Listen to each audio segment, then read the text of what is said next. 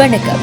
தமிழகத்தின் மதிய நேர பிரதான செய்திகளோடு இணைந்து கொள்ளும் நான் மதுஸ்ரீ மகேந்திரன். விரிவான செய்திகளுக்கு செல்லும் முன்பதாக முதலில் தலைப்புச் செய்திகள். மஹிந்தவுக்கு வீடு கட்ட நாட்டு மக்களிடம் கோரப்படும் ₹1 டாலரின் பெறுமதியில் இன்று ஏற்பட்டுள்ள மாற்றம்.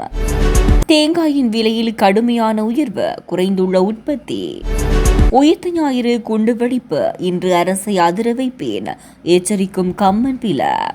நியூ ரங்கனாஸ் தங்க சுரங்கம், Markham and Steeles, 6055 Steeles Avenue East, C102. தொடர்பென விரிவான செய்திகள். மஹிந்தவுக்கு தகுந்த வீட்டினை கட்டிக் கொடுக்க நாட்டு மக்கள் தயார் என முன்னாள் நாடாளுமன்ற உறுப்பினர் ரோஹித அபேகுணவர்தன தெரிவித்துள்ளார். மஹிந்த ராஜபக்சவை இந்த வீட்டிலிருந்து வெளியில் அனுப்பினால் நாட்டு மக்களிடம் ஒவ்வொரு ரூபாவாக வாங்கியும் நாங்கள் நாட்டை காத்த தலைவர் மஹிந்தவுக்கு வீடு ஒன்றினை கட்டிக் கொடுப்போம் என்றும் அவர் குறிப்பிட்டுள்ளார்.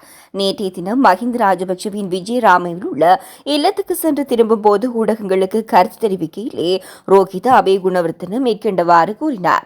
மேலும் கருத்து தெரிவித்த அவர் தான் மஹிந்தவின் நலன் விசாரிக்க வந்ததாகவும் மஹிந்த ராஜபக்சே என்பது ஒரு பெயர் அல்ல, ஒரு நாமம் எனவும் குறிப்பிட்டுள்ளார்.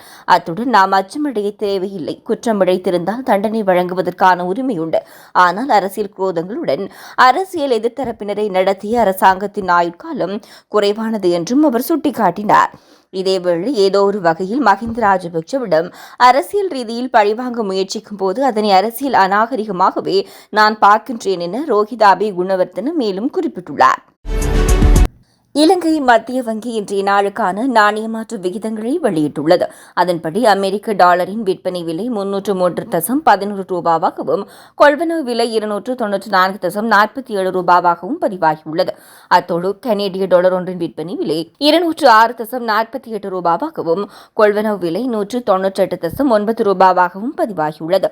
இதன்படி யூரோ ஒன்றின் விற்பனை பெறுமதி 311.66 ரூபாவாகவும் கொள்வனவு பெறுமதி 299.24 ரூபாவாகவும் பதிவாகியுள்ளது. இதேவேளை ஸ்டேலிங் பவுன் ஒன்றின் விற்பனை பெறுமதி 373.47 ரூபாவாகவும் கொள்வனவு பெறுமதி 359.66 ரூபாவாகவும் பதிவாகியுள்ளது. ஆஸ்திரேலிய டாலரின் விற்பனை பெறுமதி 186.99 ரூபாவாகவும் கொள்வனவு பெறுமதி 177.77 ரூபாவாகவும் பதிவாகியுள்ளது. 2024ஆம் ஆண்டு 3300 மில்லியன் தேங்காய்கள் உற்பத்தி செய்யப்படும் என எதிர்பார்க்கப்பட்ட நிலையில் 2600 மில்லியன் தேங்காய்களே உற்பத்தி செய்யப்பட்டுள்ளன. இதுவே இலங்கையில் தேங்காய் விலை உயர்வுக்கு காரணம் என கைத்தொழில் மற்றும் தொழில் முயற்சிகள் பிரதி அமைச்சர் சத்துருங்க அபேசிங்க தெரிவித்துள்ளார். நாட்டின் தற்போதைய நிலைமைகள் மற்றும் அரசாங்கத்தின் கிளீன் ஸ்ரீலங்கா வேலை திட்டத்தினால் எதிர்பார்க்கப்படும் விடயங்கள் தொடர்பில் ஊடகம் ஒன்றுக்கு கருத்து வெளியிட்ட போது அவர் இவ்வாறு குறிப்பிட்டார். இது தொடர்பில் மேலும் கருத்து தெரிவித்த அவர், நம் நாட்டில் ஒரு தென்னை மரத்தின் சராசரி விளைச்சல் 50 தேங்காய்கள் ஆகும்.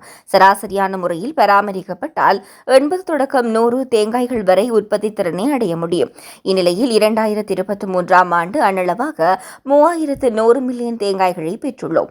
இதன்படி 2024ஆம் ஆண்டு 3300 மில்லியன் தேங்காய்கள் உற்பத்தி செய்யப்படும் என எதிர்பார்க்கப்பட்ட போதும் 2600 மில்லியன் தேங்காய்களை உற்பத்தி செய்யப்பட்டன. இதுவே இந்நிலைக்கு காரணமாகும்.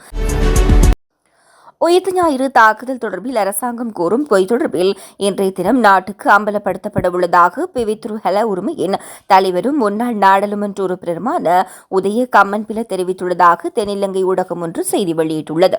உயிர்த்த ஞாயிறு தாக்குதலுக்கு மொழியாக செயல்பட்டவரை தேடி வருவதாக பொய்யை எழுதி அரசாங்கம் உள்ளாட்சி தேர்தலை குறிவைத்து நாடகம் நடத்த தயாராகி வருகிறது.